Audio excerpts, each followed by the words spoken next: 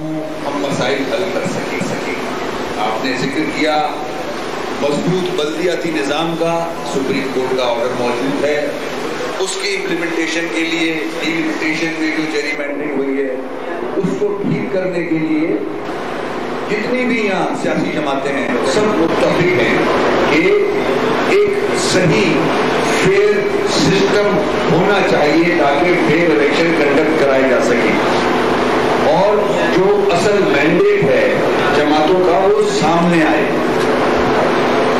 और जो लोग उन जमातों को वोट डालते हैं उनका मकसद भी पूरा हो ताकि वो अपने अपने ऐवानों में जाके डिलीवर कर सकें, मसाइल हल कर सकें। तो मैं यकीन दिलाता हूँ कन्वीनर एमकेएम पाकिस्तान खालिद मकबूल सिद्दीकी भाई की तरफ से भी कि इंशाअल्लाह हम साथ हैं। बल्दियाती जो इलेक्शन हो रहे हैं उसमें भी जहाँ जहाँ हमें एक दूसरे की जरूरत पड़ेगी बिल्कुल हम साथ खड़े हैं। बेटरमेंट के लिए आगे आने वाले वक्त जो हम देख रहे हैं कि अल्लाह ना करे कोई मसाइल और बढ़े, उसको रोकने के लिए हम दोनों का साथ रहना, साथ होना जरूरी है।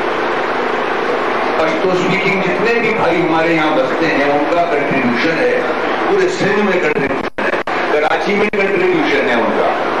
तो हम इंशाअल्लाह ये अहद करते हैं कि हम मिलके इस शहर के लिए, इस सूबे के लिए, अपने मुल्क के लिए एक अमन का पैगाम देंगे।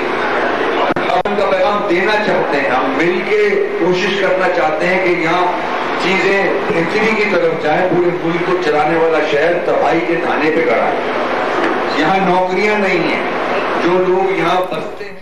अवामी नेशनल पार्टी का ज़िमनी इलेक्शन में एमकेएम पाकिस्तान की हिमायत का ऐलान। इस वक्त एमकेएम और अवामी नेशनल पार्टी के रहनुमा बाकायदा तौर पर प्रेस कॉन्फ्रेंस भी कर रहे थे।